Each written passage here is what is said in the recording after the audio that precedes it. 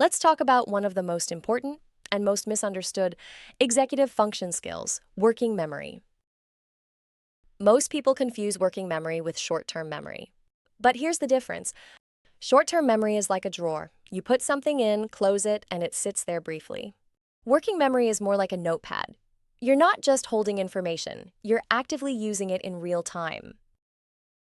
So if you've ever tried to remember a phone number long enough to dial it, listen to someone's question while thinking about your response. Followed a recipe while checking the timer. That's working memory in action. I like to think of it as the brain's mental sticky note. The tricky part is the sticky note is small. If you try to write too much on it, things start falling off. Working memory affects pretty much everything we do. In daily life, it's remembering your shopping list without writing it down, keeping directions in mind while driving, or mentally adding up prices at the store. At work, it's things like listening to instructions while taking notes, holding the steps of a process in your head while responding to emails, or remembering someone's name right after they tell you.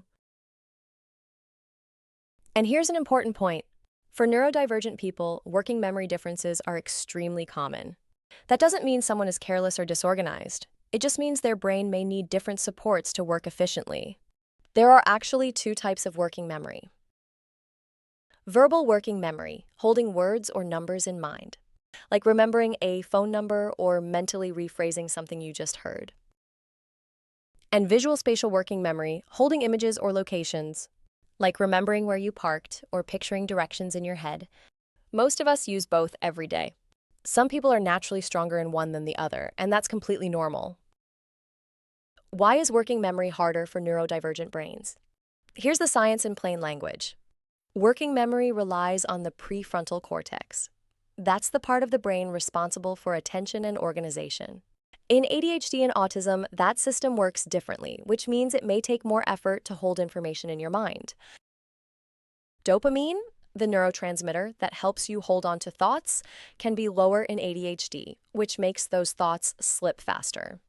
And neurodivergent brains often process more sensory input at once, so the mental sticky note fills up with distractions before it even gets to the important information. Add stress, overwhelm, or masking on top of that, and working memory collapses fast. There are several strategies you can use to support working memory. Write things down immediately.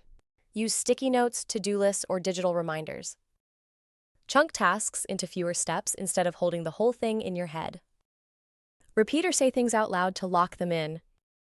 Use external tools like Trello, Todoist, or even voice memos. Reduce distractions. Fewer tabs, less noise, and clearer visual space. These aren't crutches, they're supports, the same way glasses support vision. Supporting working memory in the workplace. So how do we support working memory in professional environments?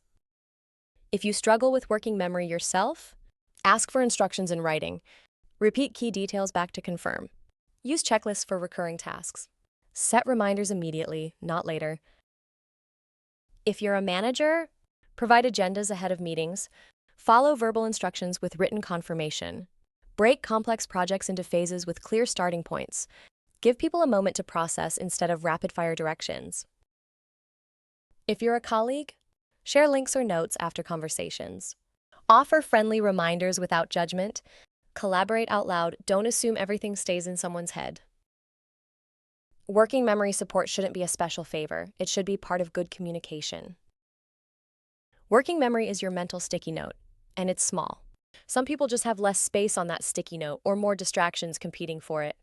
But with the right supports, reminders, repetition, structure, and compassion, working memory challenges don't have to get in the way of success. Because it's not about being forgetful. It's about giving the brain what it needs to hold on to what matters.